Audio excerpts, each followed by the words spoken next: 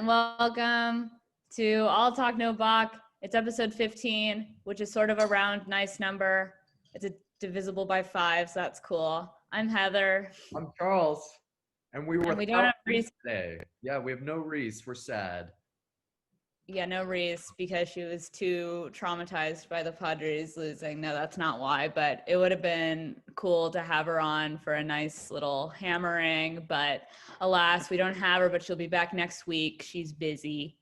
But we do have back our lovely Tori and Andrew. Welcome to you two. And we should have the full crew back next week. So we'll look forward to that as we talk about the pennant round and whomever gets to the World Series. But this week we're talking about the teams that got to the pennant, and specifically the 4 series that were played this week. Only one went to 5 games. That was Yankees and Rays yesterday, but there was so much to talk about. So we're just going to give you a brief summary of all of them, and then we're going to dig in. So first off, I'm going to talk a little bit about my Dodgers beating the Padres, because I know all the fans are saying, but Heather, you said that the Padres would smash the Dodgers. Yes, I did say that, and I was wrong, and I recant. And to that, I take full ownership. But I do think the Braves are an issue, but we'll get to that later. But yes, the Dodgers did well against the Padres. I would say the only glaring weakness is obviously Kenley, but it was a good series all in all, and we'll talk about game 2 later because that was where all the action was. But generally speaking, the offense is starting to click, and the pitching, especially the starting pitching, was excellent. Quality starts all the way around, and the bullpen minus, our favorite Curaçaoan. Ooh, I don't know the adjective for when you're from Curacao, so I apologize to the internet, but our favorite man from Curacao is not doing so hot, but we'll talk about that later. And Tori, you want to give us a little summary of the Yankees and the Rays? Yes, thanks, Heather. I am still recovering from last night's loss to the Rays. I am upset, but it's okay. I know, I'm sorry. We'll just go through some of the games. So they started off very strong. Game 1, we had Garrett Cole, Stanton with a 9-3 win, and it was looking great for us Yankees fans. I was ready. I was like, here we go. We're back. We're healthy. It's going to be different. Then we ran into Tyler Glasnow in game 2, and we lost 7-5. And then in game 3, we went in and lost again to the Rays. So going into game 4, we really had our backs against the wall, I would say, but a lot of people were like, okay, now the Yankees are going to roll over, but they didn't. So that was exciting to see. We saw performances by Jordan Montgomery and Gleyber Torres just coming out swinging, and that was very exciting. And then, of course, in Game 5 last night, we saw a 1-1 tie, Garrett Cole coming in after starting on only 3 days rest and pitching pretty well, holding them to only 1 run. And then we saw Chapman coming in early, the decision to bring him in early, which I did not think was a good decision at all. But we'll probably talk about that later. But then we saw Brusso just 10-pitch at bat, hit that home run, and you just saw the Rays going wild in the dugout on the field.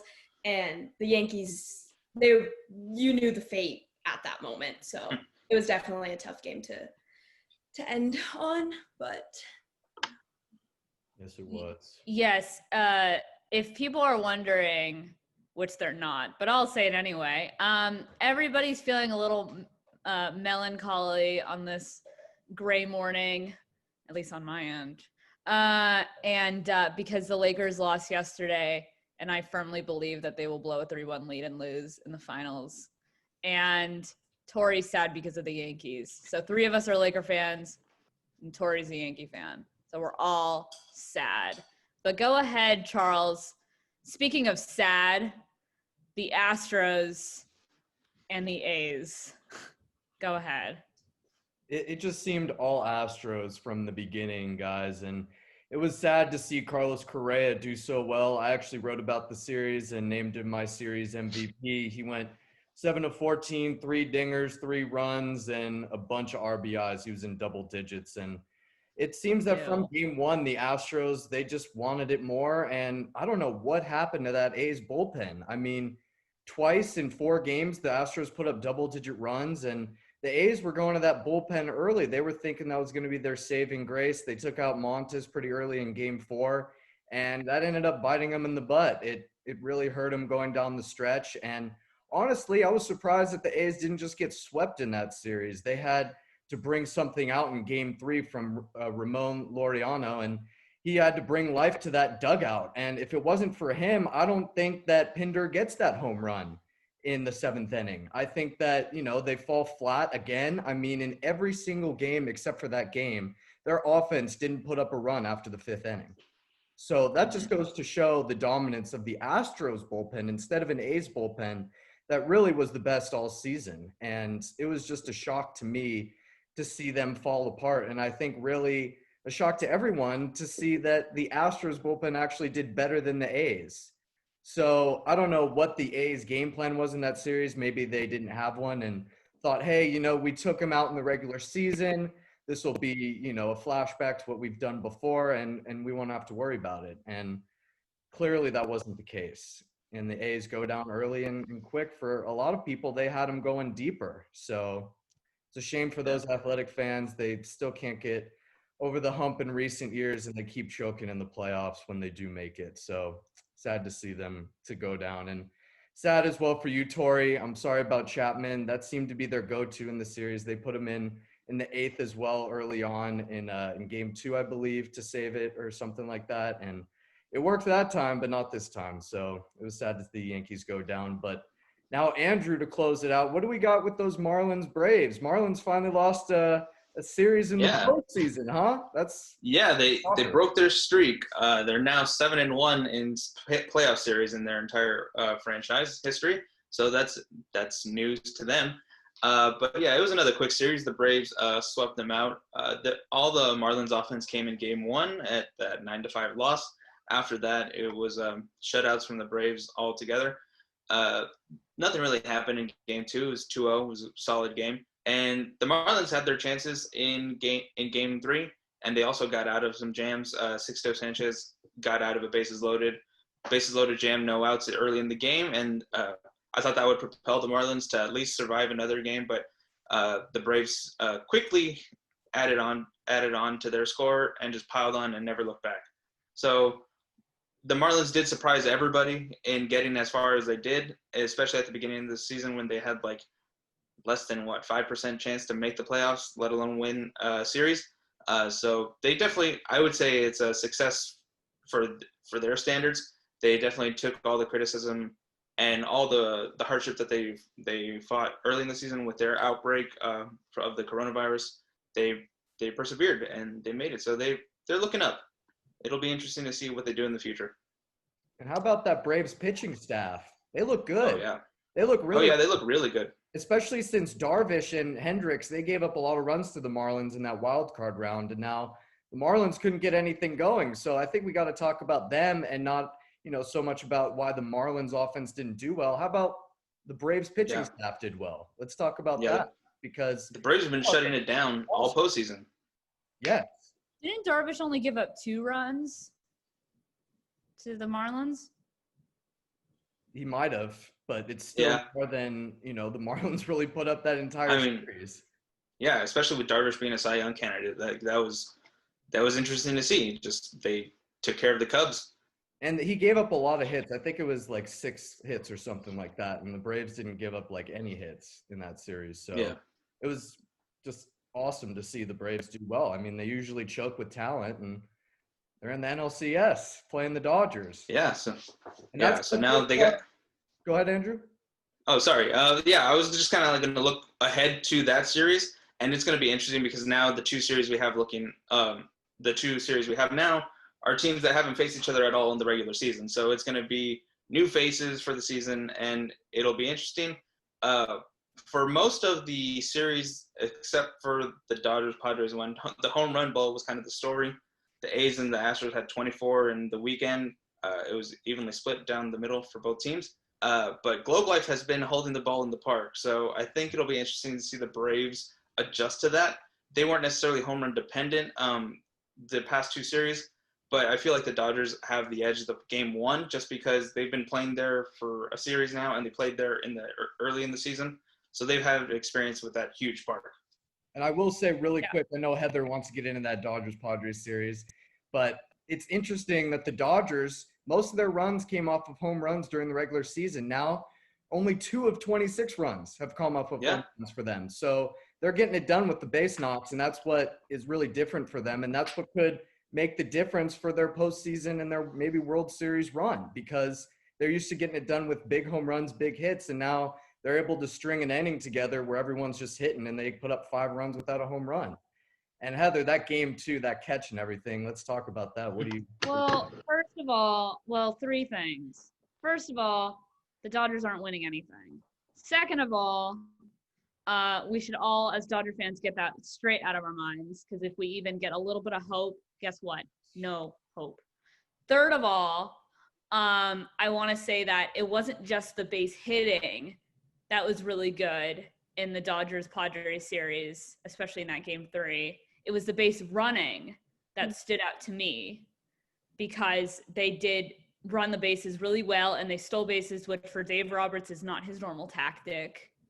They stole bases, that double steal in that, also in that game 2, where Mookie was the lead runner and he stole third, and then Corey Seager was the trail runner. That was just as clutch as the Cody hit, which I'll now get into.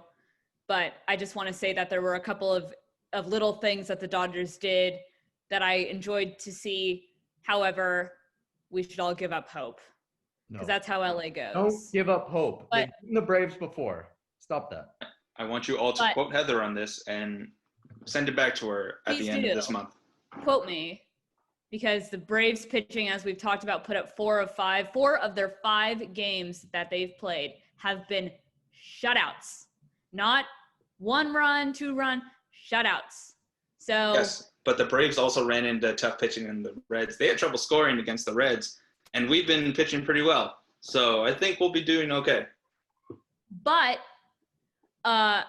even though the Reds' offense was weak and the Marlins' offense was kind of weak, they weren't as weak as the Braves made them look. Also, the Braves are missing Soroka and a couple of other of their pitchers, and they're still getting it done. So that's what's scary. They haven't faced a team that's put up double digits in the postseason, especially from the NL side. The Dodgers are the only team from the NL side to put up double digits, and I think that's going to make a difference here in this series, because they're finally putting up against an offense who's not only been there more recently than the teams they've played, they have the experience, but now they have the bats. So I think the Dodgers are fine. They've beaten them before. What was it, 2 years ago in 2018 when they made that run to go against the Red Sox? So the Dodgers have played the Braves before, multiple times before in the postseason, and made it through. The Dodgers are a force to be reckoned with, and they're not going to lay over. The Cardinals, I'd be worried. Okay, but we don't do well against the Cardinals. Well, there's always a time to lose.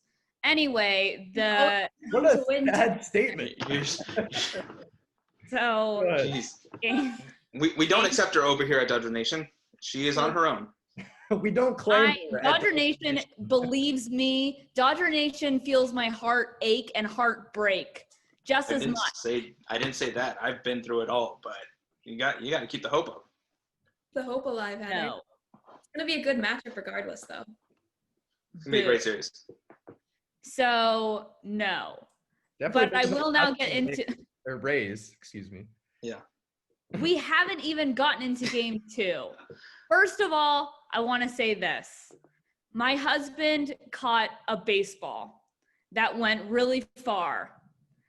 Because of the structure of the Globe Life Park, it is such that it is a wall in center field, which I think helps because you can use that trajectory of your jump to then get the ball rather than it going a little farther. But I guess if it touches the wall, it's a home run. So I changed my mind. But the point is, it was a really good, it was Fernando Tatis, would have been a 2-run home run to put the Padres up by 1 off of Brusdar Graterol, who's probably the Dodgers closer moving forward, and we will get into that as well. But yeah, so let's see. Fernando Tatis hits it really well, straight to center field. Cody, run. Goes all the way back. He ran 97 feet, I believe, on that play. And then he caught the baseball. And Brusdar, Gratterall pitching, then throws his glove and tosses his hat, which MLB Network will tell you is egregious. I firmly disagree. I think it was in the heat of the moment. It was the biggest play of the game up until that point. It frankly changed this. There were a couple plays, Walker Buehler getting out of the bases loaded jam. There were a couple plays that changed the dynamic of the series, but that was probably the biggest. And if the Dodgers do win the World Series, which they won't, it'll go down as one of the biggest catches in postseason history for his pure athleticism and who Cody had to face. Just multiple athletic superstars on that whole thing. All three players involved, Brusdar throwing 100, Fernando Tatis, the star of tomorrow, Cody Bellinger, also the star of today and tomorrow, because they're not too far apart in age. So that was that play. I just quickly want to say, as for Kenley Jansen, who had a 3-run lead with nobody on in the 9th and was facing the bottom of the order, and then allowed, what was that? 2 runs, and then not loaded the bases, but he did allow 2 runs, and then Joe Kelly loaded the bases and then eked out of that one narrowly with a ground out by Eric Hosmer to end the game. I just want to say that Kenley is not our closer. If he is, y'all are delusional. He cannot close a postseason game. I don't want to see that ever again. I don't think my vital signs returned for maybe a few hours. I was fully incapacitated. It was awful. Every worst nightmare from a Dodger fan almost came true in that very game. And I hate it. Kenley, we love you. We do. We respect you. You're a gamer. You're a grinder. You want the moment. It's respectable. But when you're throwing 88-mile-per-hour cutters as opposed to your normal, 93, 94, it ain't going to work, man. It ain't going to work. So anybody have something to say about that? I don't have something to say about Kenley because I think, I've seen enough games with him pitching in the postseason to know that he doesn't got it there, apparently. That's just where he falls apart. So I don't know why, but it's sad. I am also sad that pitchers don't have as much leeway as a hitter to kind of like have some swag and pimp it up a little bit after they get an out or they do something great like that. Like people, when they hit hitters, when they hit home runs, they do a cool bat flip. They do all this stuff. They throw things. The dugout gets hyped. They mob them at home plate. Pitchers don't get a lot of love unless they're a closer and they win a game and then everyone kind of comes out and gets them. But if there's a great play for a pitcher, he's just expected to just walk off the field. Like, what about guys like Jared Weaver who get fiery? What about, Gatterall in the postseason right now? It's not something that I think baseball should kind of restrict in a way for these pitchers. I think they should be allowed to have a little bit of swagger to them. And with Gatterall, I think he's the new guy. Like you said, Heather, I like his stuff. I also like Victor Gonzalez. He's a stud. I love what he's doing on the mound. He's kind of a mid-relief guy, but I think the Dodgers have the bullpen to do it. And I think that they should be allowed to celebrate and do some more when they get a cool play like that. Well, the pronunciation of that name aside, I would agree with you. He has the tilde over the O. It's Victor. Yeah. Okay. Well, thank you, Charles, for putting some English on that. And yes, I do like Victor Gonzalez as well. But let's go to the American League side because we've really exhausted the NL.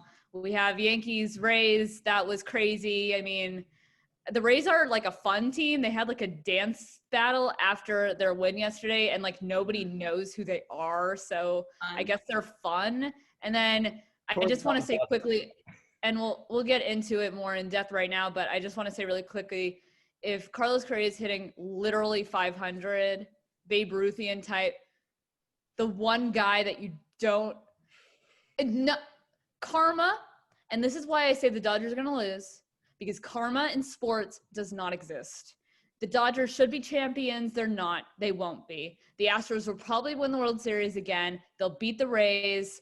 and they'll beat whoever plays in the NL side of the World Series, and it'll suck a lot.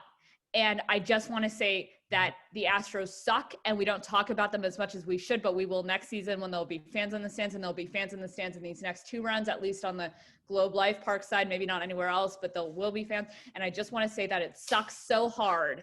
Everybody talk now.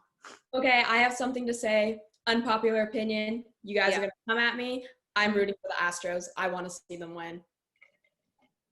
Tori. I'm sorry. What? Tori. Wait, before we all like attack Tori right now, like we all want to, let's let her explain a little bit. Why are you rooting for the Astros? I wasn't like initially, I was kind of indifferent towards all of the rigmarole from the last couple of years, cheating, yada, yada, yada. But like they're playing and they're doing well. And Carrera, like he's coming up and they're hitting balls, they're hitting bombs, part of the game. Not that it is stealing pitches, and I'm not saying that they should do that or whatever, but like just because you know what pitch is coming, you still have to hit it. It's not like they're going up there and swinging. Well, let's not get into that. But just in general, I think that the Astros are, honestly, I don't know. I might just be bitter because of the Rays beating the Yankees, but I want to exactly what it is. Yeah, I want to see Houston beat the Rays, and also just see. I think the Astros aren't stopping here. Like we literally saw in this last series against the A's. The A's literally scored first in every single one of the games, and Houston just literally came back. Like they were like unstoppable. They literally just came back, and I don't know if it's just also the other side of me that wants to see Heather, you're no faith, the Dodgers lose. But I think Dodgers fans would lose their minds if Houston were to. That's the Giants fan in you coming out, Tori. Yeah, that's Tori's showing that spitefulness right there. Yeah, but like once her team loses, the claws come out for her, and it's over for everyone else. She wants like the most hated team in baseball to the win. Second right most now. hated team. Yeah. What is that? And the reasoning was just like, oh, the Yankees lost. Like, no, that's not a good enough reason. We need to see, because they're actually like, their manager is like, I don't know, doing like charity on the off the field or something like that. They're actually trying to improve themselves. But just to go attack the Dodgers as a Giants fan and show some bias, I'm not about that. I need to see some facts to why the Astros are going to be, over and above the Rays, which I don't think that'll happen. I think the buck stops here for them. Just too much pitching. And with the A's, I mean, if you watch that series, they got the first runs, but after that, they thought they had it. They thought that's all they needed to do. The Rays know they just a great Yankees team, and Astros go down in flames. Calling it right. Okay. Yeah, the Astros came in under 500, and now they're going to run into the number 1 seed in the AL. Like, no, you're about to find out that they're not all that. All the hype is made it up to be.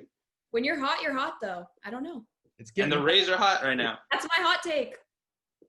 The blood is boiling for Heather. She has no words. And there is a lot of heat going on in the kitchen right here. But we're almost out of time for this segment. So we're going to take a little break and go into your take, our take. The fans, you make your decision. Are you an Astros fan now? I don't know, but I'm not. I don't know what Tori won't be on next week. Sorry. Tori came out of left field with that one, but let's take a quick break. Goodbye.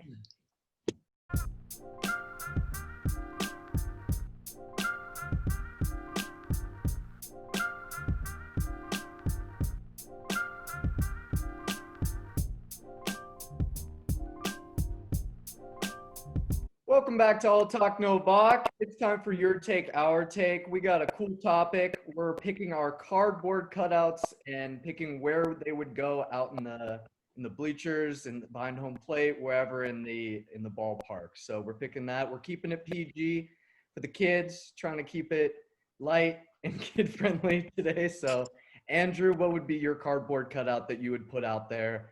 And would you include anything different than what we've seen? So I think off the top of my head right now, I'm thinking in a world where money is not an issue, I would buy multiple cardboard cutouts and buy out like a row behind home plate, inspired by, the name is escaping me, but the Braves mascot, I think his name is Orbit. I'm not completely sure. Ooh. Or whatever his name is, but he's constantly in the Reds, series. He was constantly behind home plate whenever they were pitching. And he was in a different costume every day. Like he was in a goalie suit one day, he was dressed as the Mandalorian the next day, So it's just like a random costume just to throw off the the pitcher's concentration. So I think I would buy out a row and just be in a different costume so I could do what I can to distract the pitcher. So the Braves mascot, I believe, I looked it up just now because I had no idea. I think it's Homer the Brave. And there's also another one, and it's very racist, where I think we forget in the shuffle of like Washington and all these other teams like college football that the Braves are another Native American inspired team, and it's gross. Sorry though, that distracts from that's a good one, Andrew. I think I said Orbit. I think that's the Astros mascot. Tori got in my head. Yeah, Orbit would be the Astros because Orbit has to do with the solar system, and so does the Astro. So, because they're out of this world talented, right, Tori? Absolutely. I'm basically repping their color right now too. No, you're not. They're orange. It's close. Okay. The little fly or like the little bug that just like gets in your head and is just like annoying people today. I love it. Tori, what's your cardboard cutout? Yeah, I don't know. I haven't given it too much thought, but I would definitely, I would not be repping the Astros. I'm not by any means all of a sudden a Houston like fan or something, but they're just who I'm rooting for. But anyways, my cutout would probably be repping Yankees, probably a classic pinstripe jersey, classic hat, something like that. But also something I've really liked seeing in the stands. I don't know if I've seen it probably during postseason play too, but I know for sure during the season how they have like those huge like stuffed bears. Like that would be awesome. I don't know if my cardboard cutout would be sitting next to one or if I would just have like a whole row of bears. Like, I don't know. I think they're fun. And it was like funny. I think one of the times somebody hit like a foul ball and it hit a bear. So I'd probably want to be like down the third baseline or something. That way I could have some fun that way. Catch a ball as a bear. The tweets that came after that ball hit one of the bears were great. It was like the bear was like reported with a concussion and his like day-to-day is quality content. I agree. I can't remember who it was, but someone was playing like that one circus game where you're like trying to hit the clown to knock him down. Someone's out there in outfield every time he catches a ball. He's just trying to knock one down. So I think that's. I think it was AJ Pollock. I think it was. It was Justin Turner talking about it on the broadcast, saying that he like plays what's it called, down a clown with the cardboard cutouts and just like chucks them at them. So you got to entertain yourself. Heather, what would you put out there to help your Dodgers, or would you go random and go a little bit on the creative side? Well, thank you, Charles.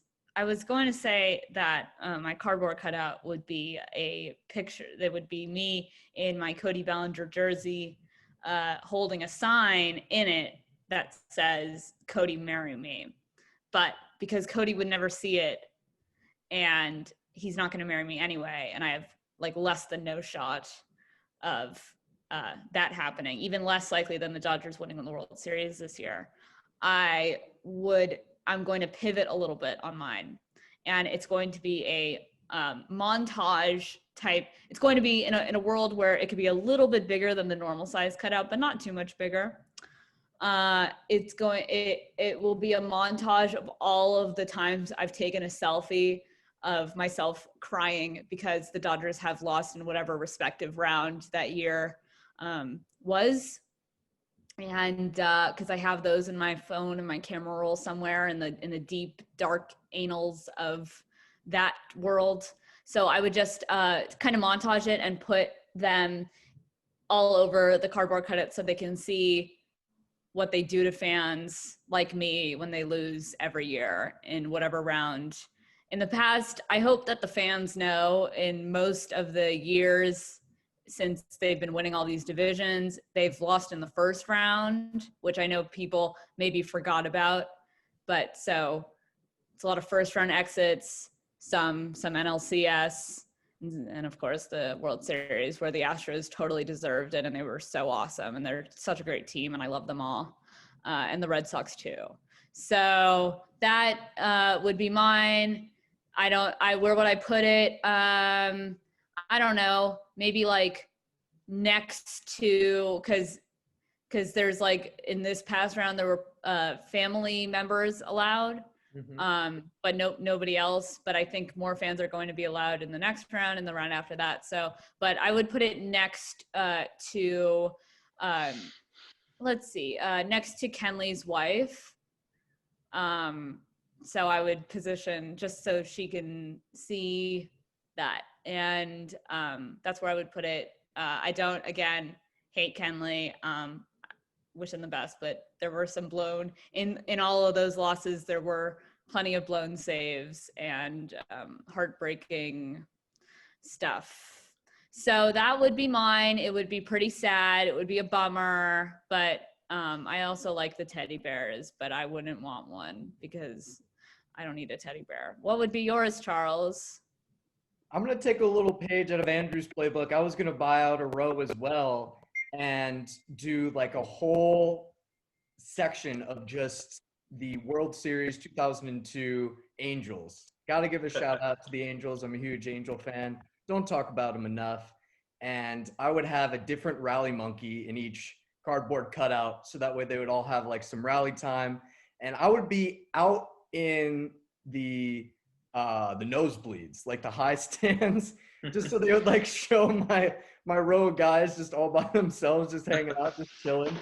And I would have a rotation going for day games as well, where I would have like a cigar or something, cardboard cutout with just me like shirtless or something, looking to catch like a fly ball or a foul ball out there, and probably still have my rally monkeys going. But I think that would be entertaining to just have like 9 shirtless guys lined up in the nosebleeds out there. I think it'd be hilarious. I think that might distract the pitcher as well too, Andrew. So I'm still helping out the team as well. And yeah, I think it would be awesome to have the nosebleeds out there. I think I get shown a lot and maybe catch a foul ball as well.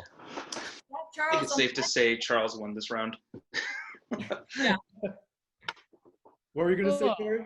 I was just gonna say that you could even get creative and like try to create an A out there or something. Oh, yeah. There you go. Like have it in a row or like going vertically like, and then like a little row as well. I like that. I like that'd be good. And then have like the rally monkeys up. Yeah.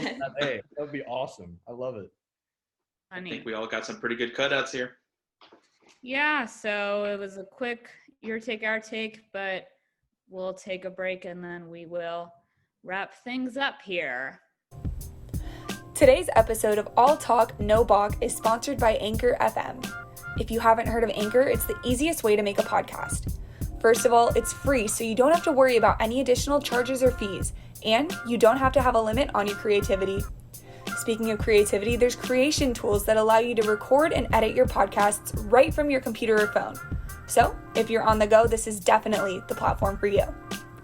Anchor will distribute your podcast for you so it can be listened to on Spotify, Apple Podcast, and any other listening sites. Also, you can make money from your podcast with no minimum listenership. Anchor gives you everything you need to make a successful podcast all in one convenient space. If you're just getting started with podcasting, or if you're already a seasoned content creator, please download the free Anchor app or go to anchor.fm. Again, that's anchor.fm, ANCHOR.FM.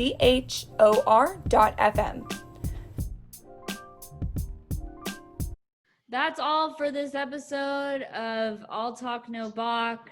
We want to thank Tori and Andrew for being on, and Charles, as always, for being a great co-host.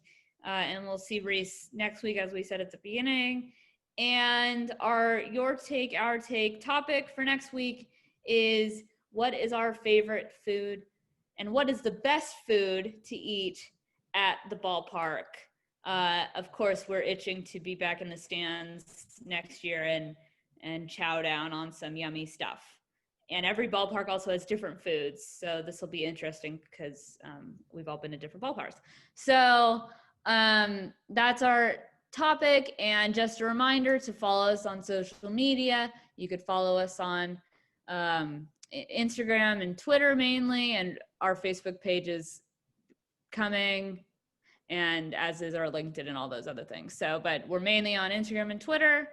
And read our articles. We've been doing recaps of series and games in the postseason. They've been awesome. And you can, if you missed anything, we will catch you up in those articles. So, and look out for those as we move into the next 2 rounds of the playoffs. And merchandise is up on Redbubble, so check that out too. We will be adding more designs, especially in November, so after the playoffs end. So look out for that, and follow us on YouTube and Spotify. Get our listenership up, because we love to see that our fandom is expanding. And also call us or leave a voicemail on Anchor, and you can have the opportunity to be on our podcast and debate all these fun topics with us, and team up with Tori and say that the Astros are the best team in the playoffs and they're gonna win the World Series. And yeah, so that's it. Follow us, like us on all social media platforms, and we'll see you next week when we talk about all things food. And we'll review by that point, can we all believe it? The pennant will be done.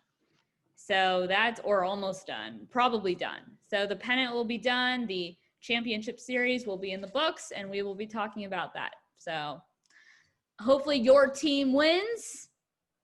I hope my team wins, but I don't think it will. So everybody have a good rest of your day, and we'll see you back here next week. Goodbye. Oh. See you.